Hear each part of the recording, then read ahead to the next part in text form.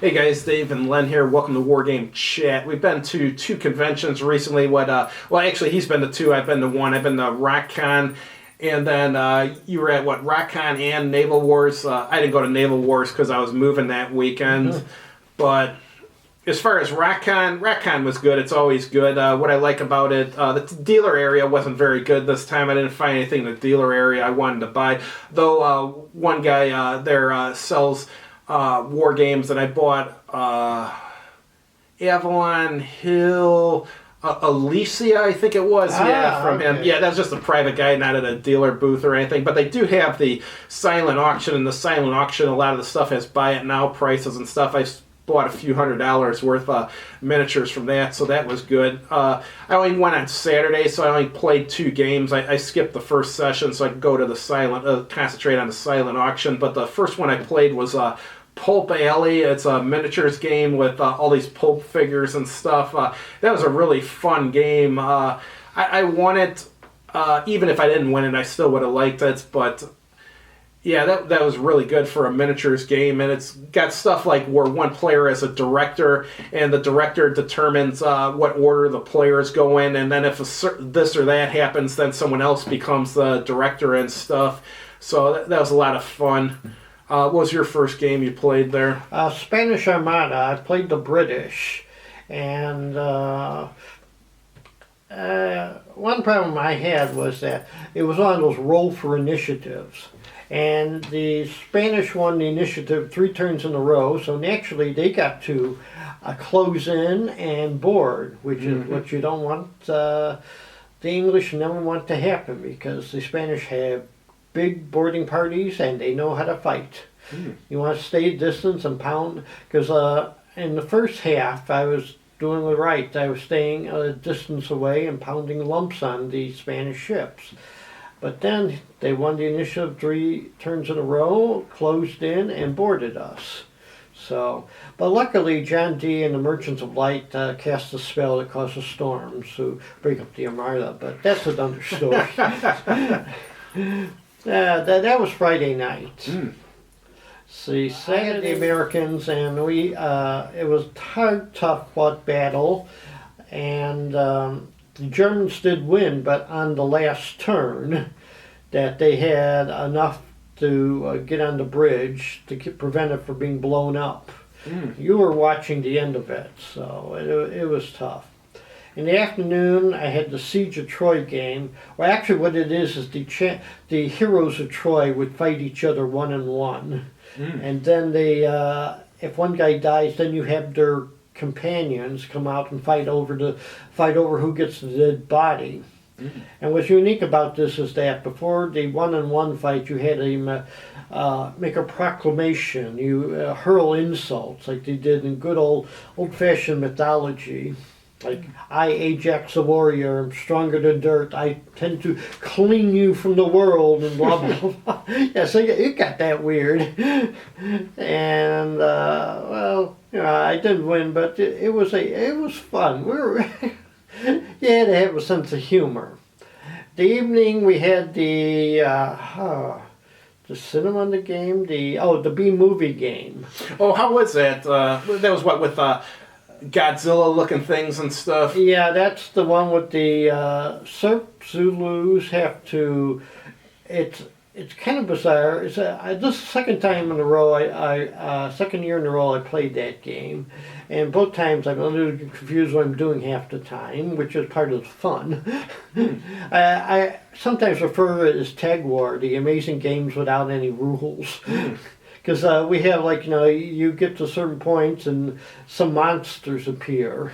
You know, here's Godzilla, here's some giant snake, here's Putin on a bear, and things like that. That was strange. And they had something where you stack up things and you get to kill a monster. And the one who kills, like, the first one to kill 3 monsters wins, or some stuff like that. Sunday morning, I played the Pan Am game, which is kind of like a Euro game, where you build up an airline and make as profitable as possible until Pan Am buys you out. How was it? It was a nice game. Actually, what I thought at the end was, I thought I had a weak setup, but then as I knew the game, I had actually a very good setup. And if I played my cards differently, I might have been the one who won. And there are several, you make several decisions.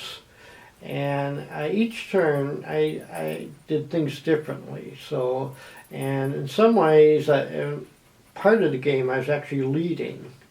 But things, a lot of things can happen.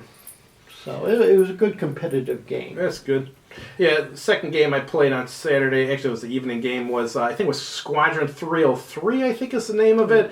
It's that Wargame made in Poland that has miniatures and stuff, and essentially the British were trying to shoot down German bombers. We were playing the British. That game was excellent. That was really good.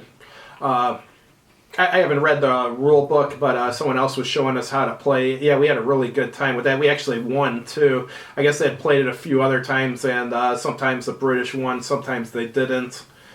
But yeah, I wanted to see that. I thought they'd had one Sunday morning, but they didn't. So I missed out on that. Yes, RockCon to me is the convention with the strange and unusual games. But they're always fun. Yeah, later I told somebody that the only thing I missed at RockCon was his chipmunk game, where chipmunks tried to outbreed each other, and they're not cute little rodents. Cool. So how was Naval Wars? That's the one I didn't get to go to. Was it at the Ethereal Cheesecakes again? Yeah, it's like a candy store, coffee shop, whatever. Yeah, with a room upstairs where people can have gatherings. Yeah, we were complaining about the light in the room. It was for a romantic dinner, it was the right level.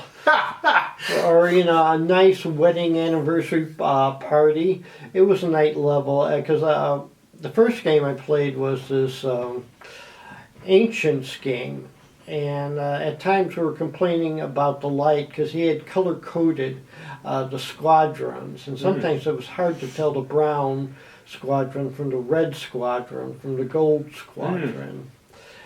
We played the Battle of Landee. What he used was the basics. Avalon Hill had a game in the 80s called Trireme. And of course he added a few extra rules and a few extra things. And like you mentioned, like all good Avalon Hills games at the time, they have lots of charts. Yeah, I liked Ram Speed from back then from metagaming. That was actually good enough. I mean, I think Trireme had more rules to it or something, but Ram Speed was good enough, though, to play. I made a miniature game out of it, too. Oh, yeah. I and another guy played the Greeks who were trying to succeed from the Persian Empire. The other guy had the Persians, who were many more ships. And I remember halfway through the game, I'm going, gee, we got to rethink this independence from Persia thing, They do build big roads and great mail system. And what was ironic was there were 8 Greek squadrons, and one of them didn't really work that hard at it because they were the first squadron to rout in the real battle, which caused the neighboring squadron to rout with them.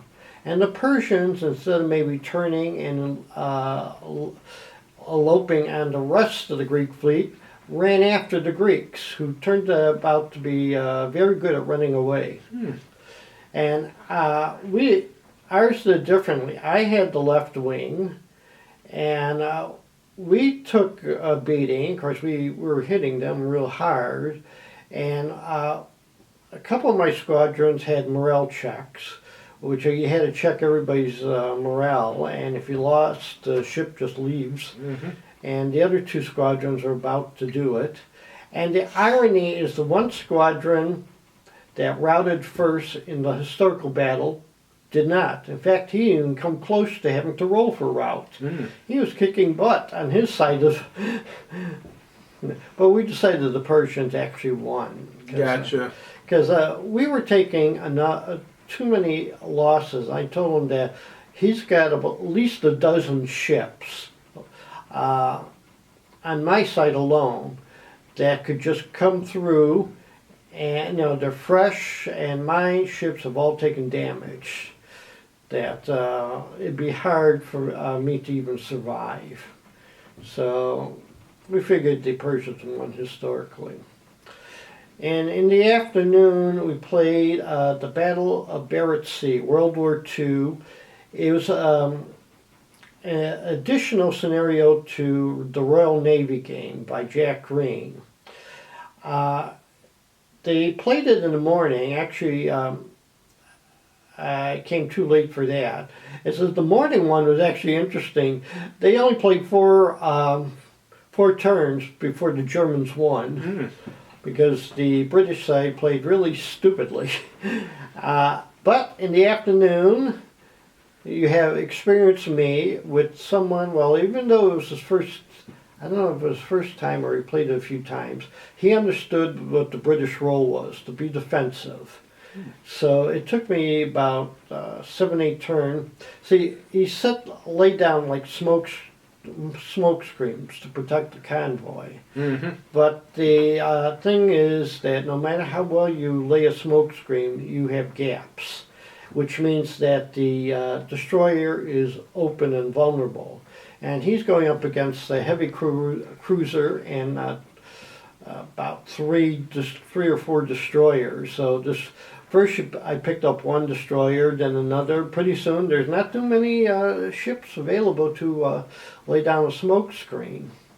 And following the convoluted victory conditions, I noted that the heavy cruiser and the destroyers, all they need is to get 3 destroyers off, and is a strategic victory. But there is more to it. And turn 8, there are 12 turns, he gets reinforcements of 2 light cruisers. But I also get reinforcements of a armored ship, kind of like the Graf Spee class, one of those too big for cruisers, too small to be real battleships, commerce ones. And we came up, and that had we found out why the Graf Spee had such problems at the Battle of whatever one they had in South Real Plot or whatever that was. I can't remember the battle right now. And it took a heavy beating, but when we ended, actually we had to end it like at turn 11. The one light cruiser was dead in the water. Of course, my guy was dead in the water, but he had a lot of flotation left and a lot of gun shooting. So we decided it was a German tactical victory, or actually more of a German marginal victory. The one cruiser, heavy cruiser, survived intact. The armored ship, well, that took a beating. It's a possibility, he probably was towed to port, but there's a possibility that a coastal command or a British sub could have torpedoed it on the way back. But it was an obsolete ship, so probably nobody cared anymore at that point in the war. And then we had free pizza. Oh, they had pizza? That's good. Yeah. Was it free for you since you're an HMGS member? Yes. Yeah. That's cool. Oh, speaking of naval stuff, I just saw some TV show on cable, something about shipwrecks. I go scuba diving, so I dive a lot of shipwrecks. But the Prince Eugen, believe it or not, you know where that is right now underwater? Bikini Bottom? Or, yeah, they nuked it. It didn't sink, though. I think they had to sink it on their own afterwards. But that's actually... I'm not sure how deep it is, but they had some guys diving it, so it's got. They were technical divers, though, so it's probably a few hundred feet deep. But I was surprised you could actually still radioactive? They say the radioactivity levels on these ships have died down enough that they're safe to scuba dive. Now, I won't scuba dive there. I don't need to get cancer, you know what I mean? Well, I was about to say, it's about 70 years, and it probably... Yeah, but I mean, the half-life on the radiation is, what, a few thousand years? Well, that's plutonium, but not every radioactive ingredient is that long. Right, yeah, I'll skip out. I'll dive elsewhere. Go to Truck Lagoon instead or something. Yeah, I was about to say, that's much better. And I'm trying to think what other port has a lot of good wrecks. So. Well, Truck Lagoon does. Off the coast of Britain, there's a shitload of. Oh, excuse my language. There's there's a ton of shipwrecks there, and by the western coast of France too. Yeah. So. East coast of the United States by like North Carolina, there's quite a few wrecks too. Yeah, because it was around Cape Fear. It's kind of dangerous. You don't want to be caught in a storm with the island. I forget what the coastal chain is there. There's like a lot of islands that are barely more than sandbars above the water. And you don't want to be close to them during a storm. And some ships were. So. Cool. All right, that's all we got for this time. We'll have something new for you next week. Have a good evening.